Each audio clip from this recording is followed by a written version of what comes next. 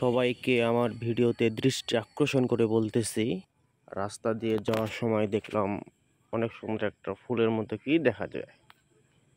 এত সুন্দর দেখা যাচ্ছে, কাছে গেলাম, যাই দেখলাম, ভাবলাম একটা ছোট্ট একটা ভিডিও করি। যা হোক, একটা পেজ খুলছি, যদি পেজে ছাড়া যায়, ছাড়ে যদি আবার ভাইরাল হতে পারি, এই জন্য ভিডিওটা করা।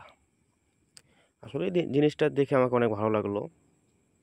ভাবলাম আমার কাছে যদি ভালো লাগছে এবং অনেকজনের কাছেই ভালো লাগতে পারে, এই জন্য ভিডিও করে ফেসবুকে সার্ভে এটা মনে মনে ভাবে নিলাম। এই জন্য ছোট্ট একটা ভিডিও করলাম। আর জিনিসটা আসলে অনেক সুন্দর।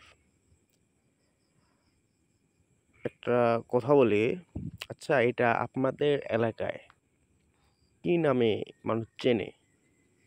যেমন আমাদের এলাকায় কেউ বলে ব্যাঙের ছাতা, কেউ বলে আবার ওই মাশরুম যে খায়, আবার কেউ বলে যে কুকুর বলে প্রস্রাব করে দিলে বলে এটা বলে হয়, আর অনেকজনে বলে এগুলো বলে খেয়ে পচা, এক কথায় ইত্যাদি ইত্যাদি, যেগুলো পচে যায় ওগুলোর মাধ্যমে এটা হয়। তারপর আমি এটা জিনিসটা দেখলাম, অনেক ভালো লাগলো, তা ভিডিও করতেছি। তা এর উপরটা ভালো দেখা যাচ্ছে, কিন্তু নিচ থেকে দেখা যায় না। আমি কি করলাম, তখন হাত দিয়ে তুলে এটা আসলেই ভিতরে, মানে উপরের থেকে ভিতরে আরো অনেক সুন্দর, একদম সেই এর উপর কিছু হয় না। আর তারপরে তুলে উপর নিয়ে সব পর্যন্ত ভিডিওটা করলাম, যতটুকু পারি একদম জুম করে, যত কাছ থেকে নেওয়া যায়, যেভাবে করলে ভালো হয় সব কিছু করলাম। আর এটা হলো আমার চাচাতো ভাই।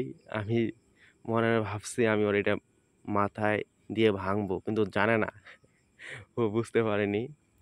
পরে আমার একটা ভাতিজা, সে আবার কাঁঠাল পাড়তেছে, কাঁঠাল পাকছে, আমাকে বললো, চাচ্চু কাঁঠাল পাকছে, সেন বাইর হইছে। আমি বললাম পার।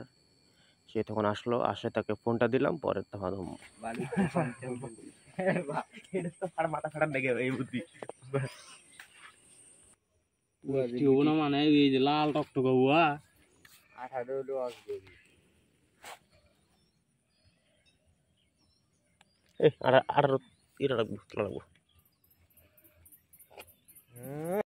একটাই দুঃখজনক বিষয়, কাঁঠাল হলো পচা, ওই যে পোকা দেখা যাচ্ছে।